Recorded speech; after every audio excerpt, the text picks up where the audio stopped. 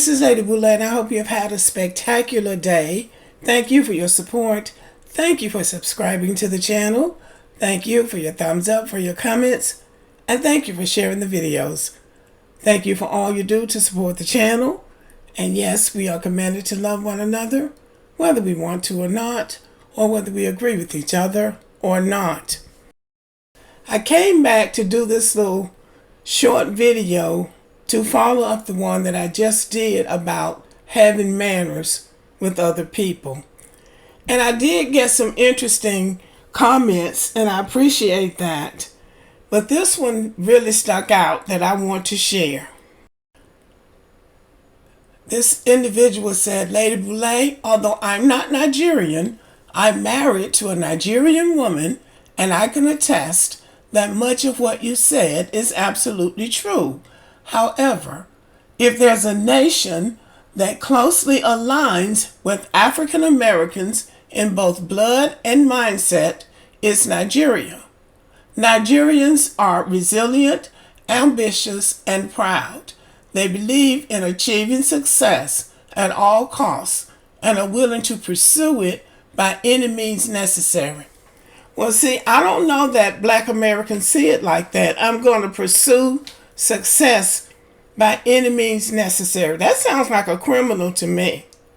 There are ethical ways to succeed, and there are unethical ways to succeed. And I don't think most Black Americans think that I'm just going to succeed. I don't care what it takes. I don't care who I have to disrespect. I believe, and I continue to stand by this, Black Americans are taught to have manners, because what we are also taught, many of us, you also have to do unto others as you would have them do unto you.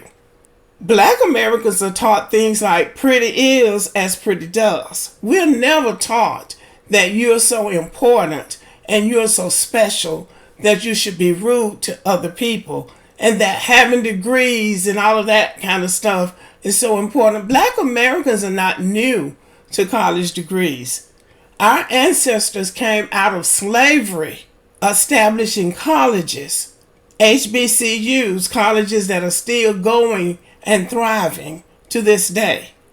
We have had to struggle in this country. We have struggled as much as anybody, but the core values of decency have always been instilled in us. And I'm going to end with this because this is a little short story I wanted to tell. Booker T. Washington writes about this in Up From Slavery, and he tells a story about George Washington, General George Washington, first president of the United States of America, going visiting a plantation in Virginia back in 1700 and something.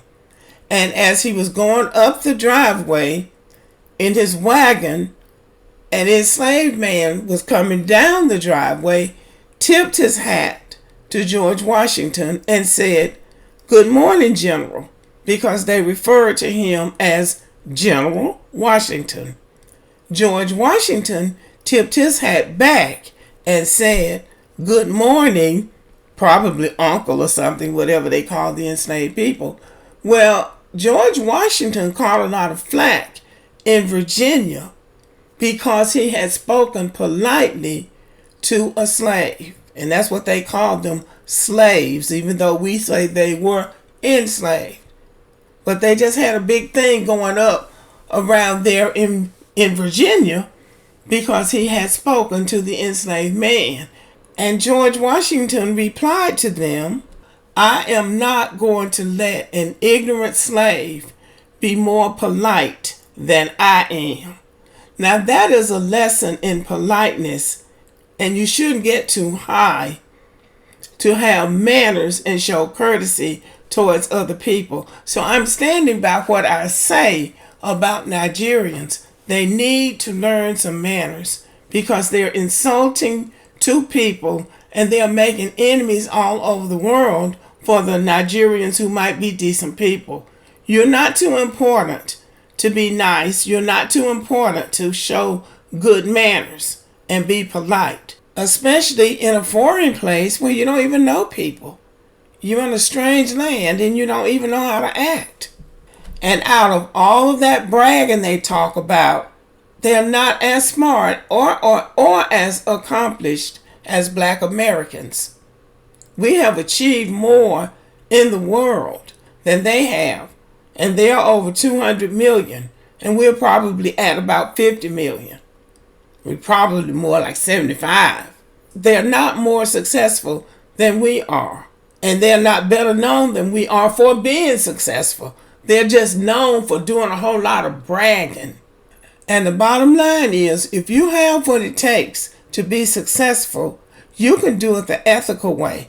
You don't have to go the by any means necessary route. That's a terrible way to approach life and success. I'm going to win by any means necessary. So I disagree with this man who says that Black Americans and Nigerians are a lot alike. I don't agree with that. I haven't been with them that closely. I don't have any close relationships with them.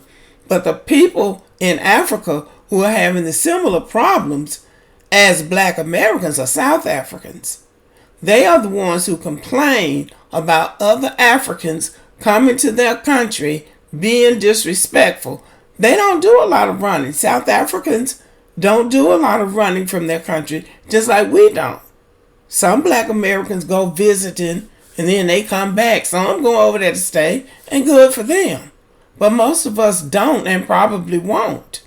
But if you do, you should go with the attitude that I'm going to respect the people in this country, learn their ways, learn their culture, learn their language if you're going to stay there, and be a decent, respectable person so people can speak well of you and not complain that you don't have any manners.